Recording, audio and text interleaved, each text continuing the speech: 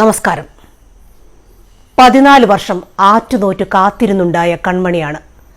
ആ കുഞ്ഞിനെയാണ് അർജുൻ എന്ന communist criminal പീഡിപ്പിച്ചു കൊന്ന് കെട്ടിത്തൂക്കിയത്. എല്ലാ തെളിവുകളും ഉണ്ടായിട്ടും കോടതി അയാളെ വെറുതെ വിട്ടു.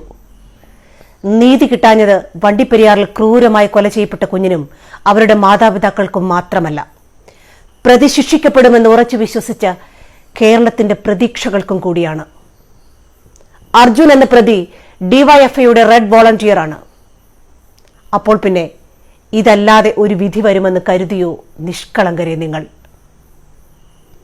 നീതി എന്ന സംഗതി എത്ര നിസ്സാരമായിട്ടാണ് അട്ടിമറിക്കപ്പെട്ടതെന്ന് നോക്കൂ. കോടതി എന്ന സംവിധാനത്തിൽ ജനങ്ങൾക്കുള്ള വിശ്വാസം നഷ്ടപ്പെടാൻ ഇതിലും വലിയ വിധി എന്താണ് വേണ്ടത്? 6 വയസ്സുള്ള പെൺകുഞ്ഞിന് നീതി വാങ്ങിക്കൊടുക്കാൻ കഴിയാത്ത സർക്കാരിന് എന്ത് വിശ്വാസ്യതയാണുള്ളത്?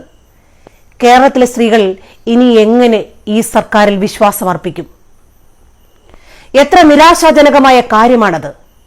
കാക്കിയിട്ട കമ്മ്യൂണിസ്റ്റ് ക്രിമിനലുകൾ കാക്കിയിടാത്ത ഒരു കമ്മ്യൂണിസ്റ്റ് ക്രിമിനലിനെ രക്ഷപ്പെടുത്തി. അതല്ലേ സത്യം? പ്രോസിക്യൂഷന് ശമ്പളം കൊടുക്കുന്നത് സർക്കാരാണ്. കുഞ്ഞിന്റെ അച്ഛനും അമ്മയ്ക്കും വേണ്ടി വാദിച്ചത് ഇയാളാണ്. കേസ് തോറ്റുകൊടുക്കാൻ പാകത്തിന് വാദിച്ച് പ്രോസിക്യൂഷൻ ഉണ്ട ചോറിന് നന്ദി കാണിച്ചതാണ് എന്ന് നമ്മൾ സംശയിച്ചാൽ അതിലെന്താണ് തെറ്റ്? അങ്ങനെയാണെങ്കിൽ അയാളും ഒരു ക്രിമിനലാണെന്ന് പറയേണ്ടി വരില്ലേ? പിണറായി ഭരണത്തിന് കീഴിലാണ് വണ്ടിപ്പെരിയാർ സംഭവം നടന്നത്. നിഷ്ഠൂരമായ കൊലപാതകമായിരുന്നു അത്. മിഠായി കൊടുത്തതും പീഡിപ്പിച്ചതും കുഞ്ഞു നിലത്ത് വീണപ്പോൾ മരിച്ചു എന്ന് കരുതി കെട്ടിത്തൂക്കിയതുമെല്ലാം പ്രതി സമ്മതിച്ചതാണ്.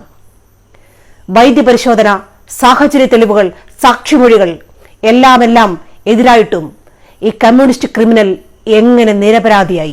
ആഭ്യന്തര വകുപ്പിന്റെ പരിപൂർണമായ വീഴ്ചയാണ് നടന്നത്. ചില കാര്യങ്ങൾ സംശയകരമാണ്. പ്രതിക്ക് ഒളിവിൽ പോകാൻ സഹായം നൽകിയത് CPMന്റെ പ്രാദേശിക നേതൃത്വമാണ്. മൃതദേഹം പോസ്റ്റ്മോർട്ടം ചെയ്യരുത് എന്ന് സ്ഥലം MLA ആവശ്യപ്പെട്ടു എന്നാണ് നാട്ടുകാർ പറയുന്നത്. എന്തിന്?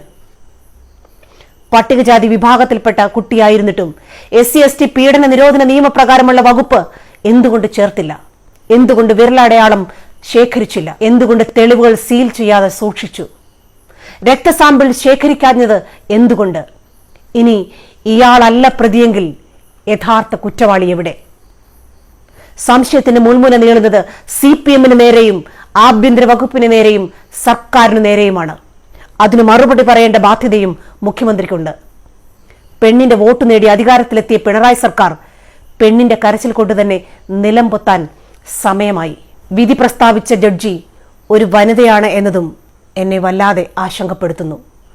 അടിവയറ്റിൽ നിന്ന് ഒരു 6 വയസ്സുകാരി പെൺകുട്ടിയുടെ നിലവിളി ഉരുണ്ടുകൂടുന്നില്ലേ ബഹുമാനപ്പെട്ട വനിതേ?